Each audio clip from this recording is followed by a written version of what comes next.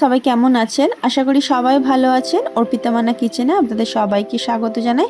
বাড়িতে কোনো সবজি না থাকলে এই রেসিপিটা একবার বানিয়ে দেখতে পারেন। অসাধারণ খেতে হয়। ভাত, রুটি, পরোটা যেকোনো কিছুর সাথে আপনারা এটাকে ব্যবহার করতে পারবেন। দেখুন এখানে আমরা 3টি ক্যাপসিকাম নিয়ে নিয়েছিলাম। ক্যাপসিকামের মাঝ বরাবর কেটে দানাগুলো বাদ দিয়ে লম্বা লম্বা করে কেটে নিয়েছি। এমনিভাবে কাটলে রান্না করতে সুবিধা হয় আর খেতেও ভালো লাগে। দেখুন এটাকে ভালো করে ওয়াশ করে নিয়েছি আমরা। সবগুলোকেই এমনিভাবে আমরা কেটে নিয়েছি। এবার গ্যাসের মধ্যে একটা প্যান বসিয়ে দেব। প্যানের মধ্যে আমরা কিছুটা সাদা তেল দিয়ে দেবো, দিয়ে কিছুটা দিয়ে দেবো শুকনো লঙ্কা আর দিয়ে দেবো একটু পাঁচফোড়ন। দিলে স্বাদটা খুবই ভালো হয়। পাঁচফোড়নটা দিয়ে ভালোভাবে একটু নেড়ে দিয়ে আমরা যে ক্যাপসিকামগুলোকে কেটে রেখেছিলাম সেগুলোকে ভালোভাবে ওয়াশ করে নিয়েছি, সেগুলো আমরা কড়াইয়ের মধ্যে দিয়ে দেবো। পুরো ক্যাপসিকামটা আমরা কড়াইয়ের মধ্যে দেওয়া হয়ে গেলে ভালোভাবে একটু নেড়ে দেব। আমাদের ভালোভাবে একটু নাড়া হয়ে গেলে আমরা বেশি ক্যাপসিকামগুলোকে বেশি সফট করব না প্রথমেই, তাহলে একদম গলে গলে যাবে, খেতে ভালো লাগবে না। এখানে দেখুন আমরা কিছুটা বাদাম নিয়ে নিয়েছিলাম, চীনা বাদাম। সেই বাদামটাকে আমরা একটু ভালোভাবে ফ্রাই করে নিয়েছি। আর এখানে দেখুন প্রথমে আমি আদা দিতে ভুলে গেছিলাম, তো মিস হয়ে গেছিলো, তার জন্য আমি কিছুটা আদাকে একটু তেল দিয়ে ভালোভাবে ভেজে নিয়ে ক্যাপসিকামের সাথে ভালোভাবে একটু মিশিয়ে নিয়েছি। আপনারা যখন পাঁচফোড়নটা দেবেন তখনই আদাটা দিয়ে দেবেন। এবার দেখুন এখানে আমরা ঝালের জন্য কিছুটা কাঁচা লঙ্কা ইউজ করেছিলাম। কাঁচা লঙ্কা দিয়ে হালকা একটু নেড়ে চেড়ে ক্যাপসিকামটা আরও একটু ভেজে নেব। আর এখানে একটু ফ্রেশ টক দই নিয়েছিলাম। টক দইটাকে ভালোভাবে ফেটিয়ে নিয়ে আমরা ক্যাপসিকামের মধ্যে দিয়ে দেবো। ক্যাপসিকামের মধ্যে দিয়ে ভালোভাবে একটু নেড়ে চেড়ে ক্যাপসিকামগুলোকে মিশিয়ে নেব দইয়ের মধ্যে। দইটা যখন দেবেন গ্যাসের ফ্লেমটা লো রাখবেন, না তো দইটা কেটে যাওয়ার সম্ভাবনা থাকে। আর এখানে দেখুন কাশ্মীরি লঙ্কা গুঁড়ো দিয়ে দিয়েছি ধনে গুঁড়ো, আর দিয়ে দেবো 1 চামচ হলুদ গুঁড়ো। দিয়ে সব মশলাগুলো আমরা ভালোভাবে একটু মিশিয়ে নেব।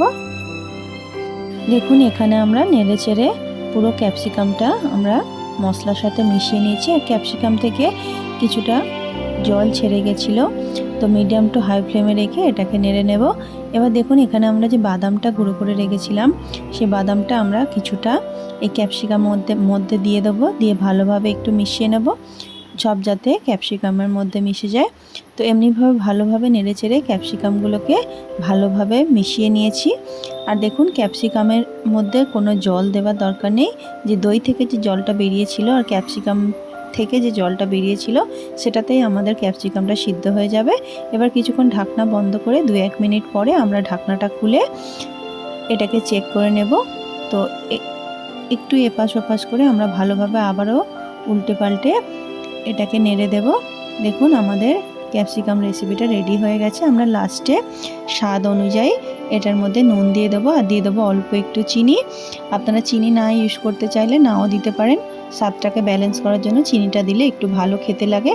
তো এমনিভাবে আমরা সব কিছু দিয়ে ভালোভাবে আবারও মিশিয়ে নিয়েছিলাম। তারপরে দিয়ে দেবো অল্প একটু গরম মশলা গুঁড়ো, আর অল্প একটু দিয়ে দেবো কাসুরি মেথি। কাসুরি মেথি হাতের মধ্যে একটু দোলে নিয়ে এর মধ্যে দিয়ে দেবো, দিয়ে ভালোভাবে ক্যাপসিকামের সাথে আবারও সব মশলাগুলো মিশিয়ে নেব। দেখুন আমাদের ক্যাপসিকামটা কত সুন্দর রেডি হয়ে গেছে। তো আমরা একটু নেড়ে চেড়ে সব মশলাগুলোকে মিশিয়ে নিয়েছি। আমাদের ক্যাপসিকাম থেকে দেখুন তেলটাও ছেড়ে দিয়েছে। তো এবার গরম গরম এটাকে পরিবেশন করুন। তো আমরা কড়াই থেকে একটা প্লেটের মধ্যে ক্যাপসিকামটাকে এমনিভাবে প্লেটের মধ্যে নামিয়ে নিয়েছিলাম। অসাধারণ খেতে হয়। আপনারা এটাকে যে কোনো কিছুর সাথে ইউজ করতে পারবেন।